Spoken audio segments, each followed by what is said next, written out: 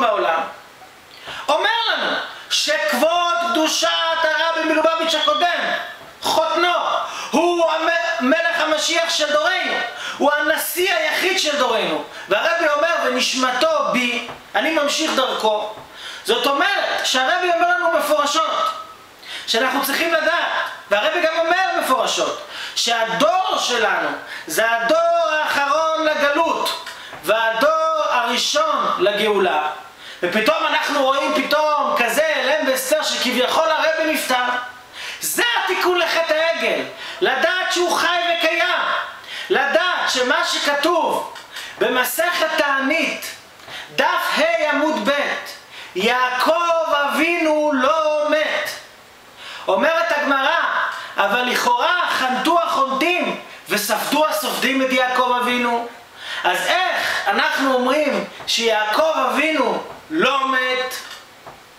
מתרצת הגמרא שאומר הפסוק, אל תירא יעקב כי איתך אנוכי ואני אשיב אותך ואת זרעך מארץ שבים. אותך אני אשיב את יעקב ואת זרעך, את עם ישראל, מארץ שבים. מה זרעך בחיים? גם אתה בחיים. ככה אומר הפסוק. אומר רש"י על המקום, מה זרעו בחיים? שואל רש"י, אתה מתרץ שזרעו בחיים, גם הוא בחיים. איך זה הולך ביחד? הרי זרעו בחיים, והוא לכאורה במערת המכפלה. אז איך אתה אומר שהוא בחיים? אומר רש"י, זה שחנתו החונטים וספדו הסופדים, נדמה להם שמת. הם חיו בעולם הדמיון. התורה אומרת לנו שיש מציאות של דמיון. על אף שהמהרש"א על המקום שואל על רש"י כמה וכמה שאלות, והוא חולק על רש"י, ואומר שבעצם יעקב אבינו חי בנפש, אבל אנחנו הולכים עם הרש"י כפשוטו, שהרבי חי וקיים בגוף גשמי, אבל זה רק קצת להבין את האמונה שהרבי מלך המשיח חי וקיים, ועל ידי זה גם מתקנים את חטא העגל. כי אם לדוגמה בן אדם היה גנב בגלגול קודם, בחיים שלו שחי לפני שהוא חי בגוף הזה הגשמי, בגוף אחר הוא גנב, אז שמחזירים אותו בחזרה לגוף כדי לתקן את זה, והוא נולד תינוק חדש, הוא לא אמור לדעת שהוא גנב. אבל כאשר הוא מגיע לניסיון והוא מתגבר על הניסיון ולא גונב, בזה הוא בעצם מתקן את הגלגול הקודם שלו שהוא גנב.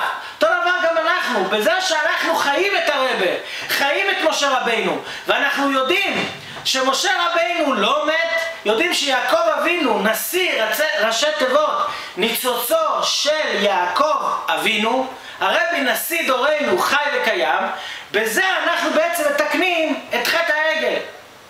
גם לאותם אנשים שרוצים ללכת עם המהרש"א ורוצים לומר שחי הוא בנפש, הרי אנחנו מאמינים שבכל רגע ורגע משיח צריך להגיע. הרי כל יהודי מאמין ב13 עיקרי אמונה שאחכה לו בכל יום שיבוא. אני מחכה למשיח שהוא יבוא בכל יום.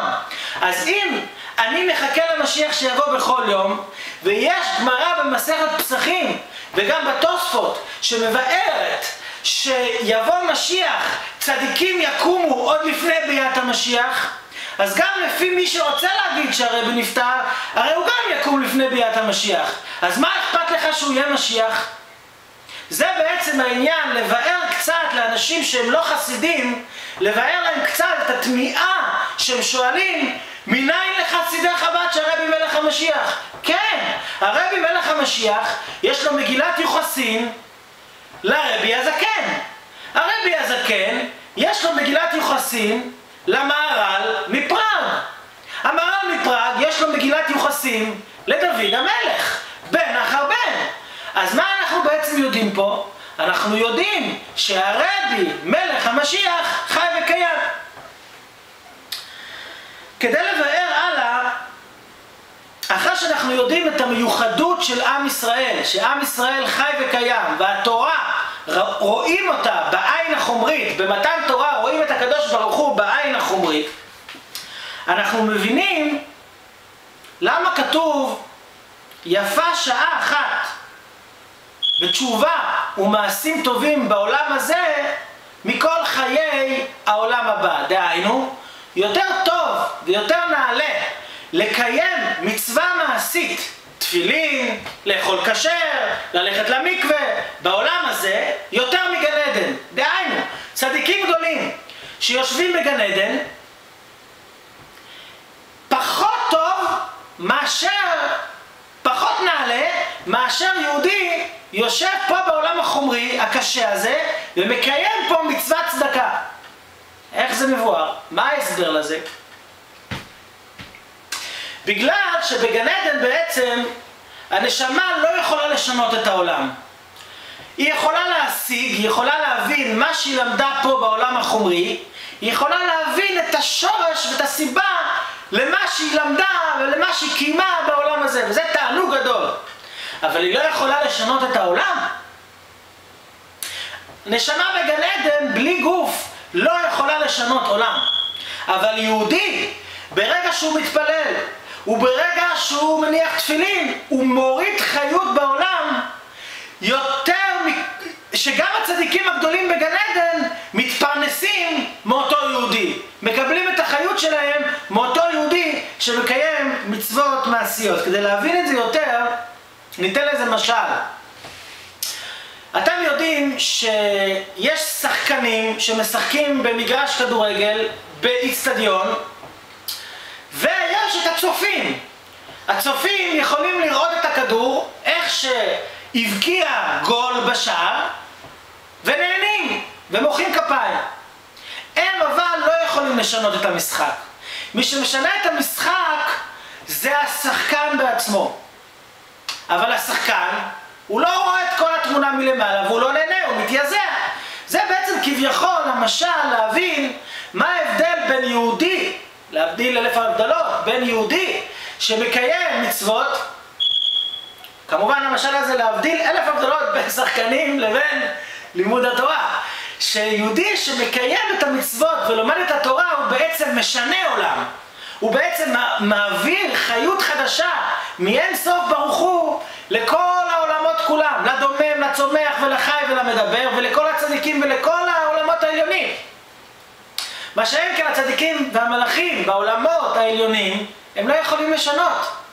הם יכולים לראות וליהנות, אלא אם כן יש איזו שליחות מסוימת שהם צריכים לבצע בעולם החומרי. נשאלת השאלה, שואל הרבי הזקן, לכאורה, אם היהודי נקרא מחבק את המלך, שעל ידי מצווה הוא מחבק את מלך מלכי המלכים, הוא מתאחד איתו, לכאורה הוא לא רואה את זה, הוא לא חש את זה יכול להיות. זה לא משנה, אומר הרבי הזקן. אם בן אדם נכנס להיכל המלך, למלך בשר ודם, ומחבק אותו, זה משנה אם הבן אדם, האזרח הזה, נכנס למלך ומחבק את המלך, אם המלך לבוש 10 לבושים, או אם המלך לבוש בלבוש דק חלוק אחד? לא משנה, הוא חיבק את המלך. אותו דבר גם היהודי צריך לדעת. גם אם הוא חיבק את הקדוש ברוך הוא על ידי לבושים, על ידי תפילין, על ידי כשרות, על ידי מקווה, על ידי לימוד תורה, על ידי אהבת ישראל, גם על ידי זה הוא חיבק את הקדוש ברוך הוא בכבודו ובעצמו. וזה מה שכתוב, וימינו תחבקני, שהקדוש ברוך הוא גם כן מחבק אותך. ברגע שהבן אדם מחבק את הקדוש ברוך הוא מתאחד איתו על ידי קיום התורה והמצוות, על ידי זה גם כן הקדוש ברוך הוא מחבק אותו. ולכן תקיימו תורה ומצוות, תשתדלו כמה שיותר להוסיף בעוד מצווה ובעוד פרק בתורה,